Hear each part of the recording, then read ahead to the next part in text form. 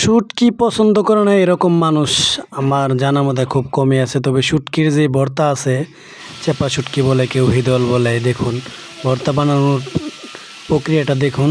ভর্তা আসলে আমার কাছে অনেক পছন্দ। আর বিভিন্ন বড় বড় রেস্টুরেন্টগুলোতে আছে ভর্তা দিয়ে, সবাইকে দেখবেন 10-12 রকমের ভর্তা দিয়ে ভাত খায়। আর ভর্তা দিয়ে খাওয়া মানে মাংস থেকে 2 প্লেট ভাত বেশি খাওয়া যায়। আর ভর্তা একটা সুস্বাদু জিনিস। অনেক রকমের ভর্তা হয়, বিভিন্ন মাছ দিয়ে ভর্তা হয়। ভর্তাটা মানে বানানোর জানতে হবে। ভর্তা বানানোর অনেকগুলো টেকনিক আছে। যারা গ্রামের মানুষ তারা ভর্তা বানানোর টেকনিকটা খুব ভালো জানে। আর এটা হচ্ছে মাছ ভাজা। মাছ ভাজা খেতে কারো ভালো লাগে না এরকম মানুষ নেই।